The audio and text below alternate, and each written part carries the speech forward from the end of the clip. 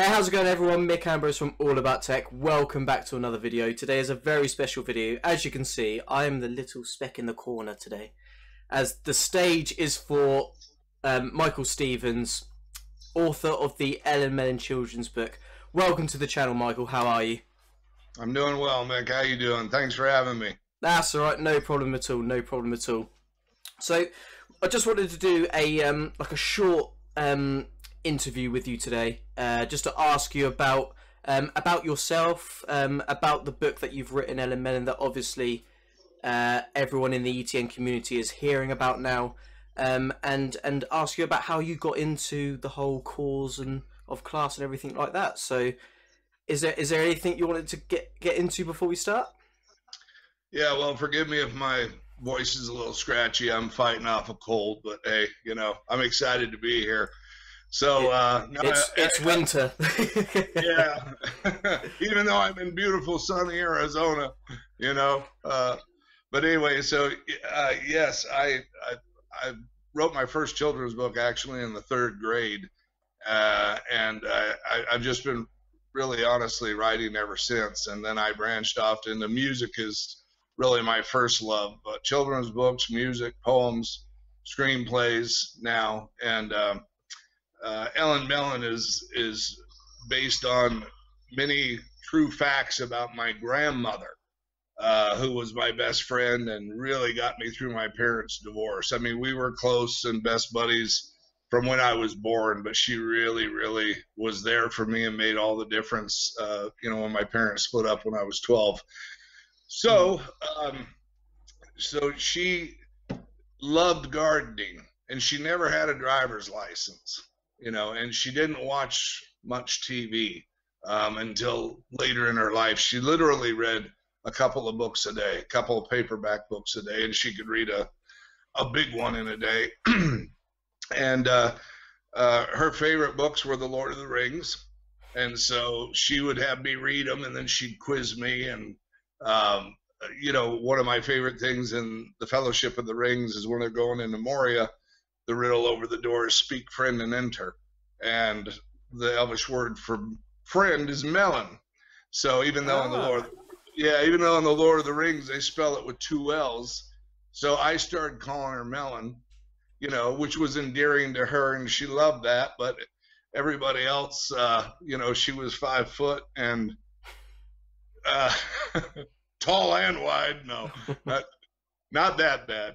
But she was just adorable. She was a feisty little thing. But anyway, I started calling her Melon, and by the time it was all over, just about everybody was calling her Melon, even the ones that thought it was a little strange at first. But when they found the Lord of the Rings tie-in, you know, they thought it was adorable, and everybody respectfully called her Melon.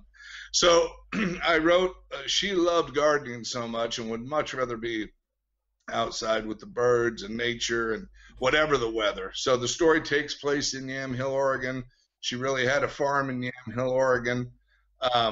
Now, people will say, well, you're saying it's a true story, but she couldn't really talk to animals. Well, if she was here, she could make a convincing argument that she could. I mean, you know, she'd tell me she understood what they were saying. But just her love of gardening and nature. And, you know, she passed away in 1999. And so, you know, before the big tech boom, I mean, things were coming around, but as minimal as it was then, she was really sad to see her great grandkids inside watching, you know, videotapes and DVDs, which were just coming out, and, you know, some computer stuff and cell phones were just coming around. And well, she wouldn't be doing well now at all, you know, because kids just stay inside and they don't go out and do anything. And she thought, you know, it was a real shame. So I thought, what could I write for her that would honor her, that would get people interested in nature and gardening? So that's how I came up with Ellen Melon, now that you know the meaning behind melon. Sorry. That's all right. My throat's a little scratchy. And so, you know, it's all about following your dreams, paying it forward. And helping the people you love the most. So it's got all the qualities and characteristics, and integrity that my grandmother carried with her through life. Plus, it's a female, which there's not a lot of female main characters, which I think is, an important thing nowadays. But I simply, honestly, just did it out of my love and affection for her.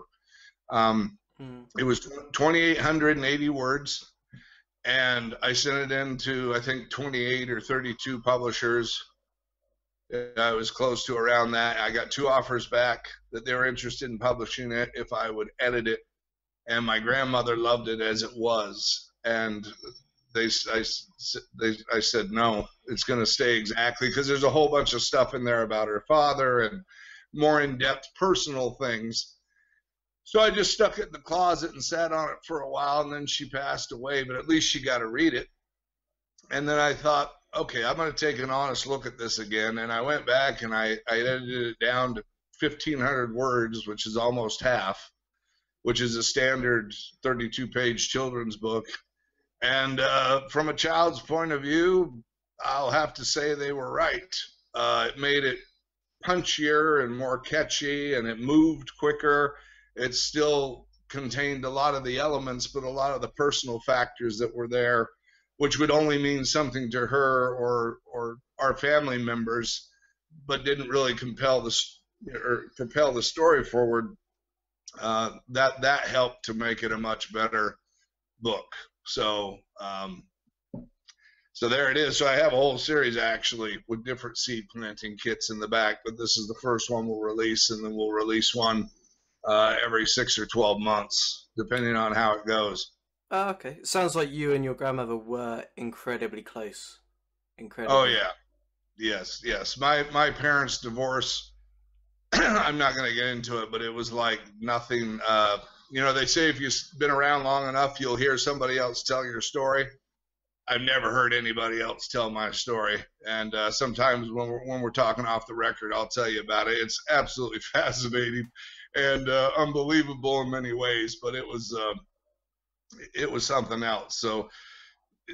So many things involved, just a divorce is devastating enough, but then you bring religion and God and all sorts of other aspects into it, and it can be really tough. So she was my anchor, she really was. And so everybody would go up to all my friends out there in Oregon, where I grew up. They'd all head up to Thompson Road or out to Sauvie Island, which I love Sauvie Island. And they'd all party on the weekends, and I'd drive out to my grandma's farm after I got my license, and we'd play cards and have taco feeds and, till 3, 4 in the morning. I mean, she really was just my best female friend, hands down, to that point, That's very lovely. It's very, very lovely to hear. Yeah, I miss her terribly. I really do. I wish she could imagine seen the book illustrated. She saw some rough illustrations that weren't that good, but so having that much love and affection for her makes this even more special for me, because I'm sharing something so personal. I'm sharing what was her greatest passion and love, other than, I will say, probably reading was but in the end, if she could, and she read so much because we lived in Oregon and it rained all the time. But her reading dropped way off when it was summer and the sun was out and she could be out in the garden. Yeah. And even later, when she wasn't very mobile and had problems walking, she'd just still go out there and it'd just bring her back to life. So so sharing with instilling a love of nature and gardening at a young age to children, and sharing my grandmother and sharing her picture and sharing her passion, it's just a very special thing for me. This is by far more than a book, and I just feel like every child across the world now has an opportunity to grow up with a little piece of my grandmother, and they would have all loved her. She was one of those people that truly everybody gravitated towards her. She was tough. She was from Kentucky. I won't say I didn't get a few whacks with the cane that I certainly deserved, but she was wonderful, and I say that affectionately, you know. I got one story in particular I'm so tempted to tell, but I'm not going to. I'll tell you later when we're done. So what I love about this is and this is I'm gonna sound controversial here because I'm all about tech, you know. Right. But we live in a time at the moment where kids are growing up glued to their iPads, and everything is online, everything is digital, and it is important. There's a big wide world out there, and what your book does with the seed planting kits, it gets people outside, physically doing something that that younger generations would have done as the norm, you know. But as technology's advanced, a lot less of it is happening now, which is unfortunate. So thank you for what you're doing for the younger Well, thank you. generations. That's really wonderful to hear a tech guy such as yourself say that, because It's you know, important. I think it's a balance of both worlds. But you know, I just one really quick story. I was in Australia. My wife's from Australia, and love her family dearly, but her nephew had his best friend over. I mean, his best friend. I mean, my best friend. Well, he was born handicapped. I carried him everywhere. He didn't have a wheelchair till he was 14, but that's not the point. Even though he was physically limited, we were always outside. We were always doing something, you know. And you know, her nephew was sitting there on the couch, and his friends on the other side of the couch. They've got a movie going that they're not even watching, and they're both on their phones. And I'm like, why aren't you guys interacting? What are you doing? They said, oh, you know, we're texting. I'm like, well, why do you have the TV going? Oh, we're watching the movie. I watched them for 10 minutes. They didn't look up once. And then I said, well, you're sitting there next to each other. Who else are you texting? They said, oh, nobody. We're texting each other. And I thought and I swear to God, that's true. I thought you're on the same couch watching a movie, texting each other when you could talk, you know, and the obesity rate and everything else that has to do with lack of physical activity. I mean, especially in young children, Mm. you know, it's not healthy. Lifespans are getting shorter for the first time in a long time. But just the quality of life, the activity, you know what I mean? So anyway, it's nice to hear you supporting that. And I just wish people could find a balance, but I think it is such a problem. That's why I put the book on the shelf for so many years and just kept writing the other ones in the series, because um, it wasn't as apparent, you know, that this was going to be such a major problem at the time. But Yeah. now, because I'm not really a tech guy, so I was probably 10 years behind of where everybody else was. So when I realized what a problem it was, it already been a big problem for a decade. So I Mm. thought this is a good time to pull the book out. And I do want to mention that everything that I had to do with the book, you know, I wrote it, edited it, worked on the formatting and all my conference calls with my illustrator, everything, my graphic designer, everything was done at Starbucks. And I did that on purpose because I'm from the Pacific Northwest. We love our Starbucks. Starbucks people are fanatical in a good way. And I'm hoping that Starbucks will carry it, you know, especially now that I'm helping to support this charity, because everything was done there. So to think, Mm. wow, everything to do with this book was created and done at Starbucks, that just adds a nice little novelty to it, at least in my opinion. Definitely, yeah, definitely. It would be a Yeah. good little backstory for them to tell, wouldn't it? Yeah, it would. So if Mm. you're listening to Howard Schultz or whoever's running the show now, I'll be going up there to see you soon. Fantastic, awesome. So you've just spoke of this charity, so I want to talk to you a little bit about that. So in terms of C.L.A.S.S and Andrew, how did you get in contact with Andrew Pollock? How did that come about? And then what made you want to support this specific charity as opposed to others?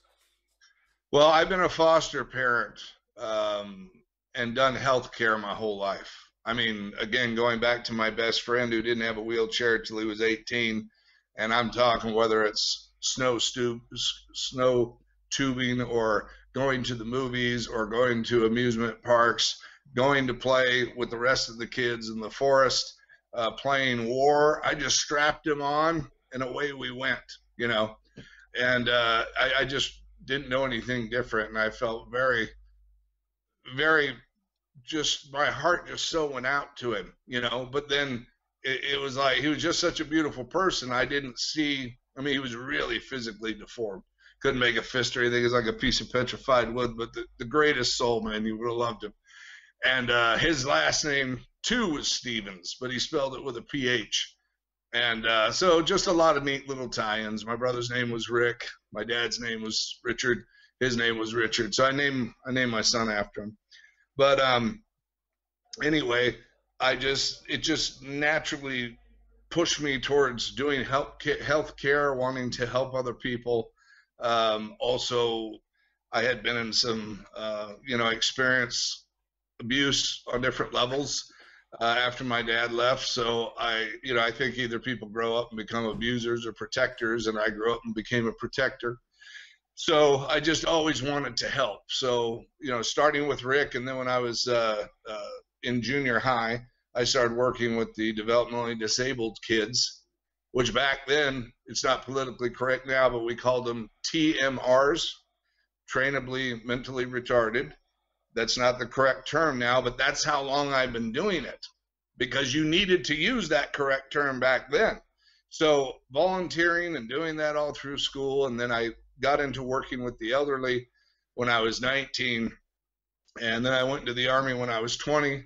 When I got out, 22, I started working with the elderly in hospice situations, and I did that for about 5 years, and that was great. I mean, but it started weighing on me. I became family with the families, but it started weighing on me because people dying every 6 months or every year, it's tough. It's beautiful, but it's also tough. So I thought, I want to make a difference in young kids' lives, before, so they can go on and have a more enriched life, whether that's exposing them to an instrument or filmmaking or whatever they're passionate about, physical exercise. You never know. That you always hear those stories. Oh, my whole life changed when my uncle bought me that guitar. So I just want to expose them to as many things as possible. So I started a foster home, and I've worked with every kind of juvenile child that you can think of, developmentally disabled. I've worked with physically, mentally disabled, criminal offenders between 12 and 21. And so I can just talk about that for hours on end. But I really, it was just my heart and my passion. And one of my kids who just got married, love him to death, I had him 5 years and 2 months. So a lot of these were long-term placements. I got him, a week before he turned 12, or before he turned 13. He left a week after he turned 18. And so when you have, and I was certified for 5, but I always had more than 5. The state just, if they need your help, they need your help. But somebody was always coming in. Somebody was always in the middle of their treatment. Somebody was always going out. There was never really a time for me to step away. And long story short, I just wrote like crazy and just thought, well, they'll find everything when I die. Although I did sing in a band for 10 years all over Portland, and, made a couple albums and stuff. And actually, Elect Records asked us to go down and play for them, but my guitar player got a full-blown scholarship to U of O to get a physics degree that was worth 150 grand, so he didn't go. And so I didn't want to play with anybody else. Loyalty there. I'd go play without him now if I had that chance again. But I was young. I loved him. I wouldn't do anything different. So I just always written in just about every kind of format you can think of, and I just kind of kept everything in my closet. And then when Rick, my best friend, almost died, and he ended up having to go on a feeding tube and a breathing machine for the last 10 and 12 years of his life. I was like, it was the first time I ever saw him give up. He was the bravest person I ever met. And I was like, oh, I'm going to write something, so we can I'm going to do something to keep them going, write something. So our favorite thing to do when we were younger would be to go through the haunted houses, and I'd carry them through. And it was great then, man, because they could grab you and touch you, and the wall would open, and they'd grab somebody out of your group, you know, and then they'd take them 4 rooms ahead and strap them to a table and be operating on them, you know, with fake, you know, blood and guts, just fun, innocent stuff. Have a hole cut in the wall, grab your legs, you know. So if you didn't come out, I'm not a macho guy, I'm a poet, but if you didn't come out with a black eye or a bloody nose or some bruises, you weren't having a good time. I mean, it was great. You know, and we would go 8 to 10 times during the Halloween season, you know. So you wouldn't get away with that anymore, would you? Someone would get sued. Yeah. Oh, yeah. Well, that's what happened. Somebody got sued. Somebody got hurt, and they shut down our favorite haunted house in Hillsborough. So anyway, but I always thought that would make. I don't want to give it away here. I do have it registered and copywritten with the Library of Congress, but I always thought that atmosphere would make a great movie, you know. And Halloween has got this massive target audience of people that go to haunted houses. So I was like, okay, but I don't like horror films. I like good suspense thrillers. So I had to write something meaningful with passion and depth and 3-dimensional characters. And, you know, I'll humbly say I knocked it out of the park. People are going to see something they haven't seen before. And I'm always saying that because I got professionals in the business. You know, you never feel that. You always see what's wrong with something when you're a writer. But I've had enough people that are, you know, tops in the business tell me this is really unique and special. So I'm starting to believe them, you know. So, and that we could really do something with this. Dean Cundy being one of them, you know, and I contacted him because just some of my favorite movies of all time, and his shots are so incredible. I mean, you know, he did the original Halloween with John Carpenter, and really not a drop of blood in that, but what a great suspense thriller. And if you look at, you know, all due respect to John, who's a master, if you look at John's movies without Dean, you know, the feel isn't there. The lighting isn't there. Just whatever that is, they had the special chemistry. Christine came close. That was really good. Dean didn't do that one, but, you know, Dean did Halloween and Halloween 2 and 3 and The Fog and Escape from New York, which is my favorite. I mean, that's just the most beautifully shot film and very difficult to do at nights with the fires and everything. Big Trouble in Little China. But he did Romancing the Stone, Back to the Future 1, 2, and 3, Jurassic Park, Apollo 13, Who Framed Roger Rabbit, got nominated for an Academy Award. But he's just the most wonderful, down-to-earth, nicest individual you'll ever meet, which is refreshing because that's not really the case in Hollywood. And I've met a lot of people, and I'm just, you know, it's not my life, so I don't have any problem saying, oh, hey, this ain't going to work by. But anyway, so Dean narrated, is the voice narration for the enhanced Ellen Melon ebook, which is really fabulous. It's like an animated little feature film. You can click on each word, and it'll give you the definition of the word, or like black bears and where they're, you know, indigenous to, and where they, you know, the continent that they live on, and all about them. And it's just, you know, every single word in the book. And there's an educational brain development video game at the end, which my son can testify is addicting. I'm addicted. I got addicted to it too. But anyway, so I'm very blessed to have Dean on board, who is he's going to be stepping forward to produce my next 3 films that you know, we want to shoot all at once, all 3 of them. So that's another story which I'll get into with you after Christmas. But anyway, I look very forward to that. Oh yeah, he's my favorite cinematographer of all time, and now just truly one of the most lovely men I've ever met.